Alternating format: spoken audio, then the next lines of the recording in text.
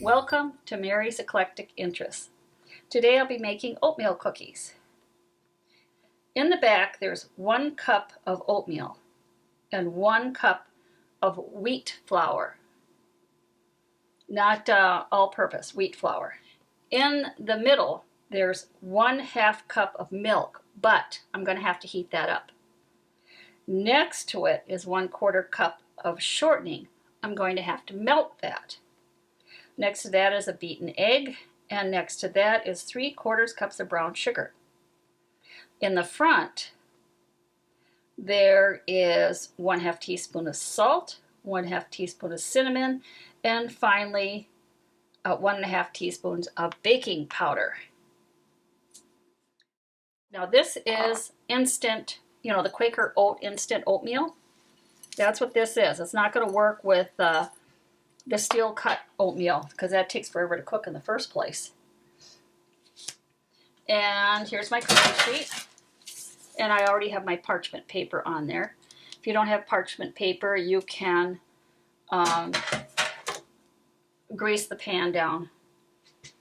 Okay, I'm hoping this will be large enough, and I'm going to warm up my milk, and I'm going to get this liquefied. You can see it's now liquefied, and that was about 40 seconds. Now, again, every microwave is different. Okay, I'm sticking my finger in this, and it is warm. You don't want it boiling hot, just warm. And it says I'm supposed to put this over the oatmeal and then add the hot shortening. Here we go. And that's going to soften that oatmeal up. They want me to sift together the flour and all of the dry ingredients. So here's the flour. And that does not include the brown sugar.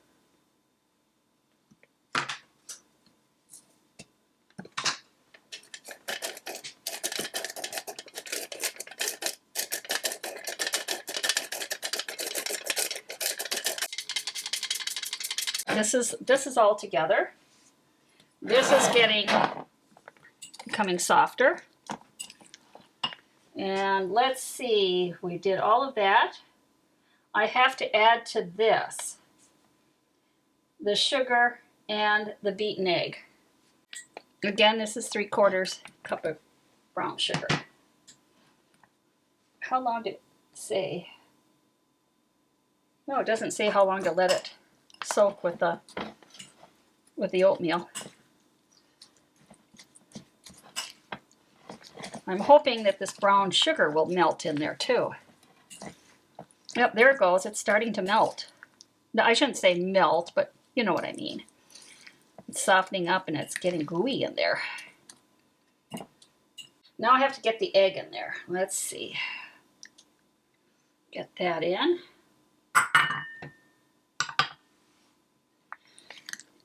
And I'll tell you, I don't have much counter space, but right next to me over here, that's the freezer. And I've been using that as my counter. All right, here we go. Now all of this is together.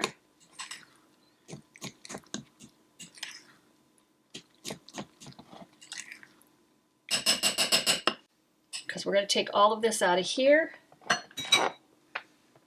and put it in here.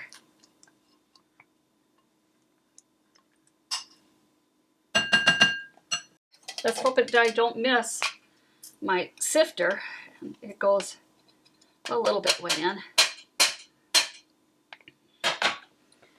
So let's mix. One thing I have a lot of, it's wooden spoons.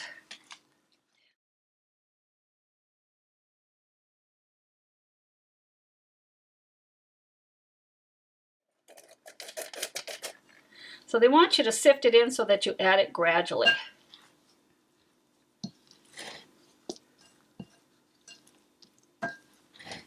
Yeah, this thing works really good. I knew I needed something wide. Here, let's just set this over. And just think of the bright side. You get to watch me make a mess. Been trying to clean up in between.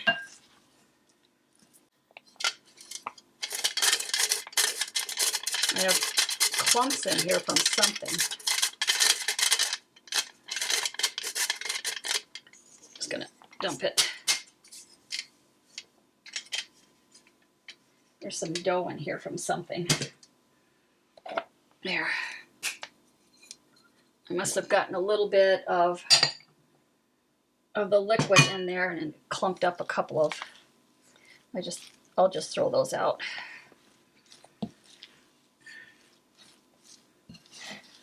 Now I'm not putting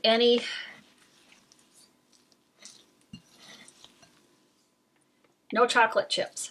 I am trying so hard to get away from chocolate. I'm such a chocoholic. And I figured, yeah, there's sugar in here. But I'm not going to eat them all in one day either. There, I think we're done. It's all mixed. I'm not going to use a teaspoon. I'm going to use this. I figured that's small enough anyway.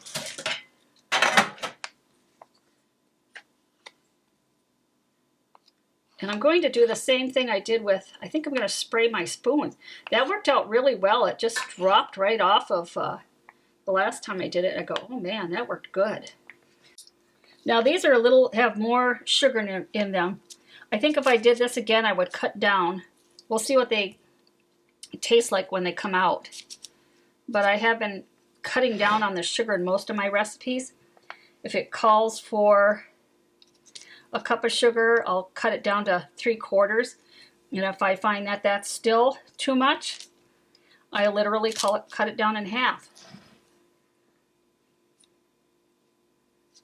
Now these are going to make quite a few cookies.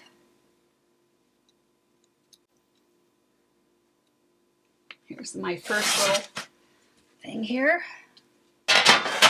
Now I also have 2 other cookie sheets, so when these are in the oven, I'll take those other cookie sheets out and I'll put the parchment paper on so I can just yank these out and put 2 more in.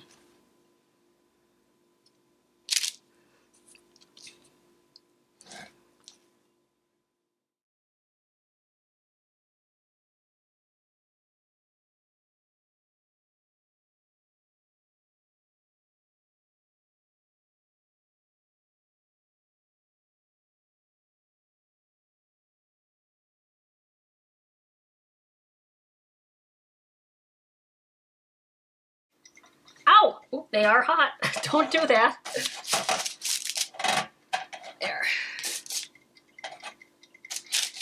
All we care about is if they taste good. And while the other ones are in, I want to show you something. So I want to get these off of here.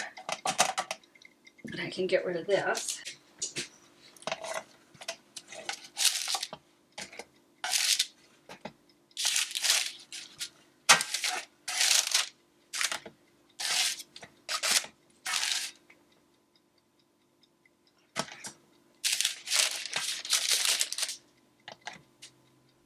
Now I like my oatmeal cookies soft, so let's see how these are. Oh my God, they're good. They don't get brown on the top or anything, they're just a little brown on the bottom. But otherwise they're perfect. And they're nice and soft. I was worried about the sugar level, and the sugar level's fine. All right, these are cooling off nicely. I'm going to put them again in a Ziploc freezer bag.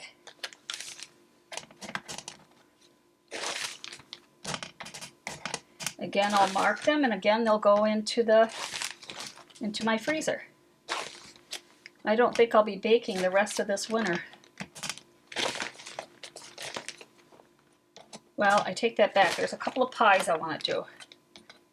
A lemon meringue or a lemon pie, and I want to do a key lime pie, which I've never made.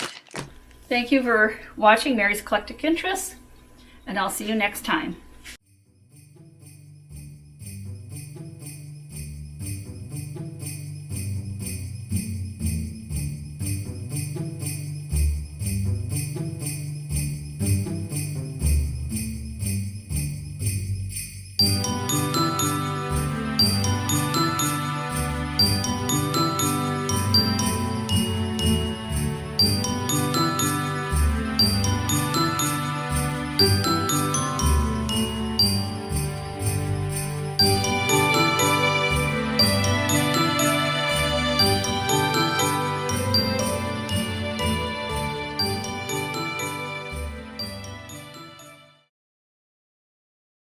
Welcome to Mary's Eclectic Interests. Today I'll be making an egg custard pie. And I need to get rid of a bunch of eggs, and guess what? This pie takes 4 eggs. So I have 4 eggs, and I also had to get rid of milk. So I have 4 eggs and 2.5 cups of milk. And next to it over here has nothing to do with the recipe. That's something else. So let's get that out of here. And in the front, I have 1/2 cup of sugar, 1/4 teaspoon of salt, and this is vanilla, which I'll measure out later. And of course, in the front, the front is a 9-inch pie crust. So the first thing, I'm going to get rid of all of these over on the side because I need to get that pie crust going. Now this has been sitting out all day, so I'm hoping it'll roll out. There it goes. And whenever I do a pie crust, I put flour on the bottom so that it doesn't stick to my pie plate. And it says to use a 9-inch one. I'm not sure, but this is the largest one that I have. So sometimes I don't really pay attention. You can use a smaller one. You just have to cook it longer. And I've done that more than once. So here's this is just a 1 shell pie crust.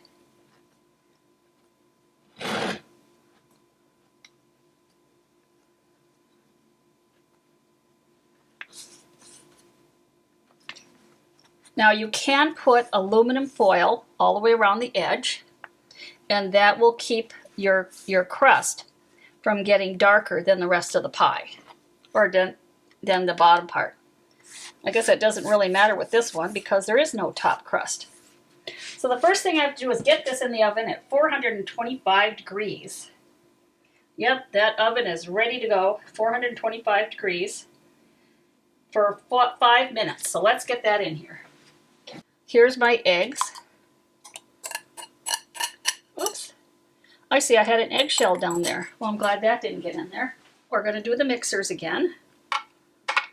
And again, do not plug it in until after you get the beaters in. You always put the beaters in first.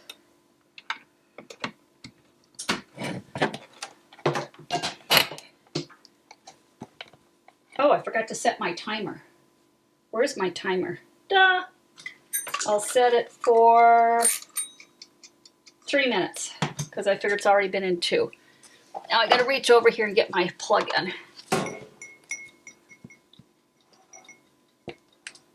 Now I want to get this thing in fast because it's almost there. Oh, that looks much better.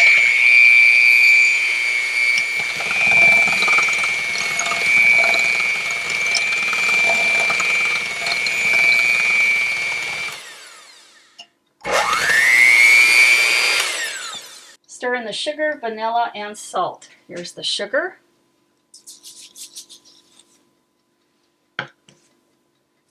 Vanilla, I need a teaspoon of vanilla. And I'm going to put my cap. I want to put my cap back on because vanilla is not cheap, especially I don't get the imitation.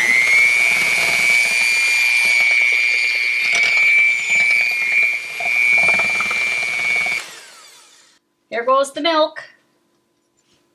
Gradually stir in.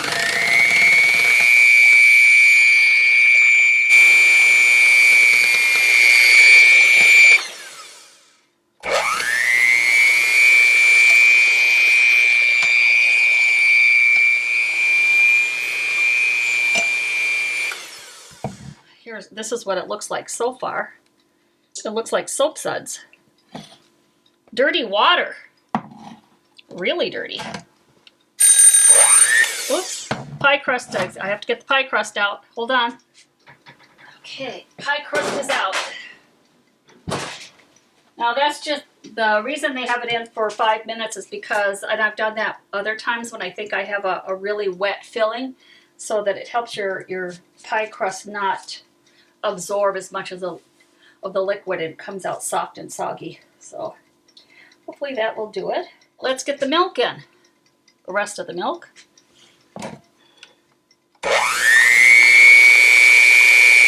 Now I'm not putting this, just so you know, I'm not putting these beaters all the way down. I'm just kind of doing it on the top.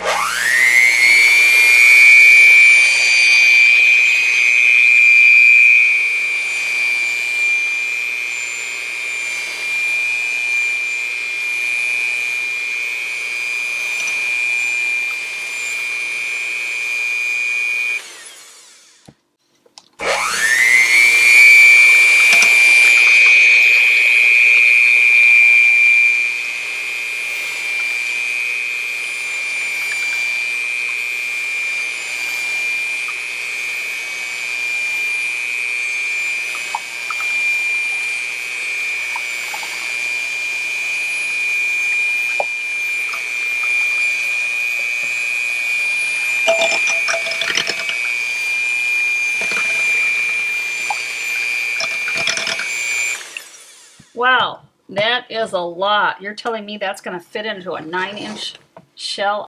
What do you think?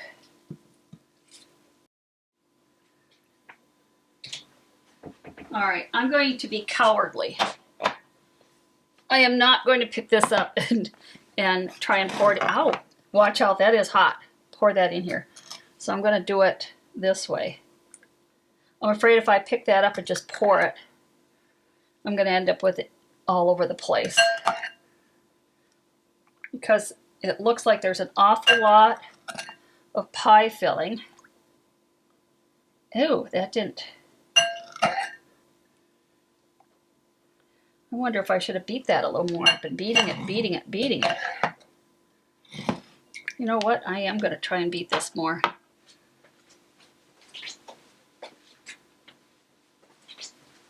Let's pour it back in.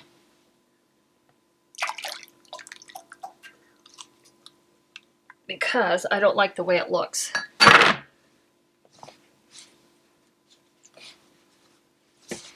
I'd rather do this now than end up having to figure it out later.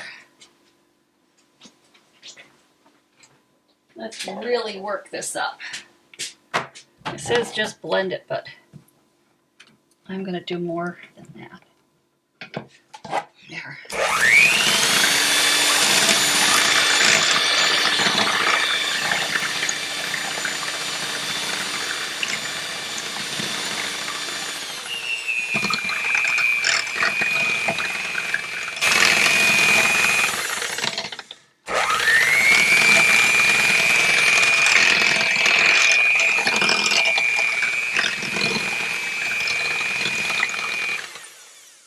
Oh, that looks much better. I'll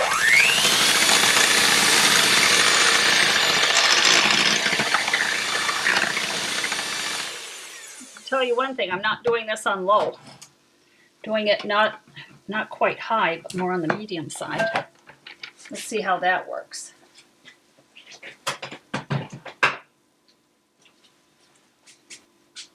It has a different look to it than prior. Ouch, ouch, and ouch. Yeah, it does. It looks more like eggnog.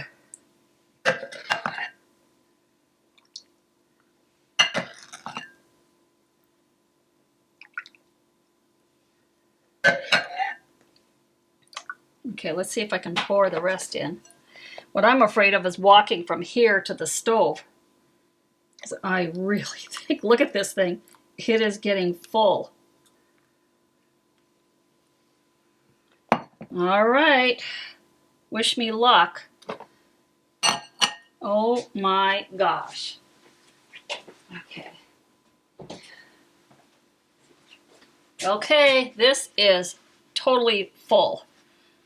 Ugh. Oh my gosh. I feel like I'm trying to walk with one of those contests where you can't... Ah! Nope, we're going to pour some out. There. There's no way I was going to make it over there. Okay, what I'm going to do is do it this way and pour it in once it's in the oven. Yes, I'm a cowardly lion.